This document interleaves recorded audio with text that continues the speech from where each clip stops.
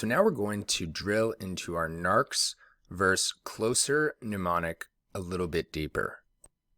So when determining whether someone can be claimed as a dependent on an individual tax return, there are those two big categories to understand, right? We have our qualifying child and qualifying relative.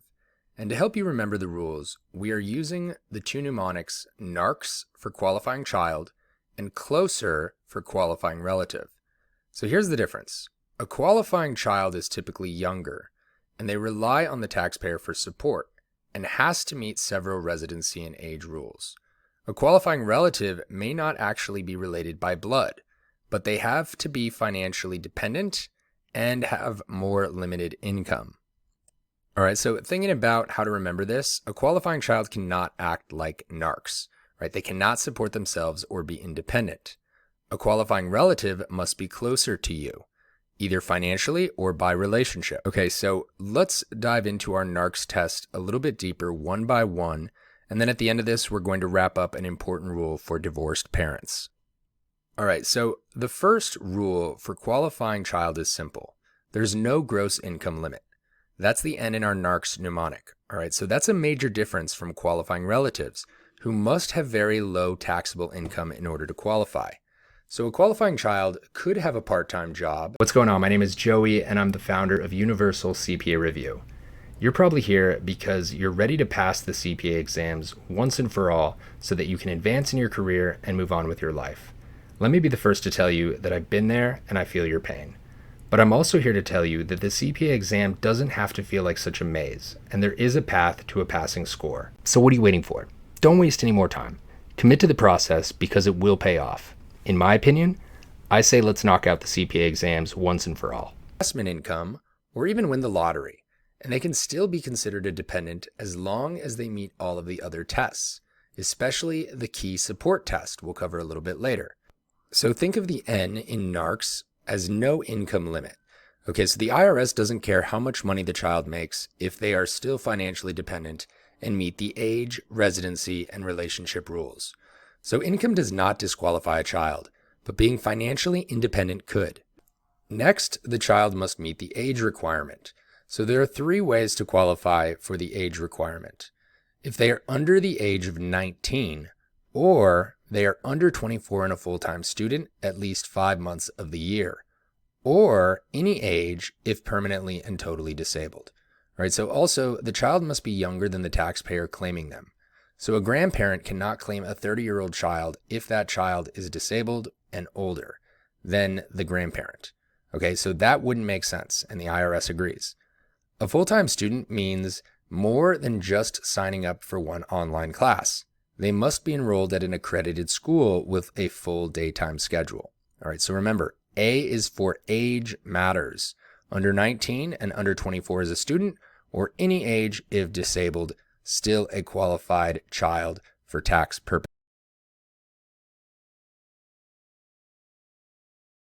purposes. Next is the R in our NARCs mnemonic. All right, so next is residency. A qualifying child must live with the taxpayer for more than half of the year. So there are a few exceptions, including temporary absences, like living away at school or being hospitalized, or staying with a parent temporarily during custody swaps. Those absences still count as time living with the primary guardian. The child also needs to be connected to the U.S. for tax purposes, meaning they must be a U.S. citizen or a resident of the U.S., Canada, or Mexico. The IRS wants to ensure that someone is truly part of your household, not living independently elsewhere and only visiting. So think of R like this. If they didn't live with you most of the year, they probably are not your qualifying child. So next up, we have the C in NARCs, and this stands for the child relationship test. So for the relationship test, the IRS needs the dependent to be a close family match. So here's who qualifies as a child for this rule. Sons or daughters, could be stepchildren, could be brother or sisters, including step-siblings, and it could be descendants such as a grandchild, a niece, or a nephew. And adopted children always count, whether legally adopted or lawfully placed for adoption. Foster children qualify only when officially placed by a government agency or court order, not just a family favor. All right, so the takeaway here is that the C is for close connection, family by blood, adoption, or official placement. The S in NARC stands for support. All right, so support is one that may trip up CPA exam candidates quite often. All right, so to pass this test, the child cannot provide more than half of their own support. All right, so support includes housing, food, clothing, education, medical care, recreation, and transportation. So payments from Social Security don't automatically count towards support unless the child actually spent that money for their own needs. All right, so here's the real test. If the child is paying for their own way in life, they are not dependent, no matter what their age is. So thinking about a situation where we have children of divorced parents. When parents are divorced or separated, the IRS has very specific rules about who gets to claim the child, and it does not depend on who pays the most support. Instead, it depends on time lived with the parent. So the custodial parent is the one the child lives with for more than half the year. They have the primary right to claim the child.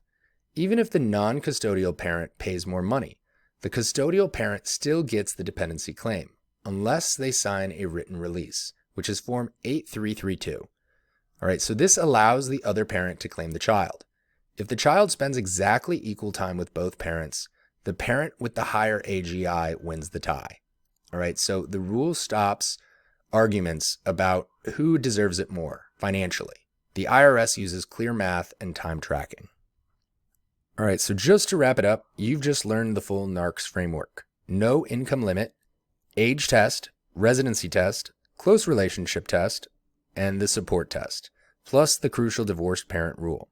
So these concepts show up constantly in the CPA exam.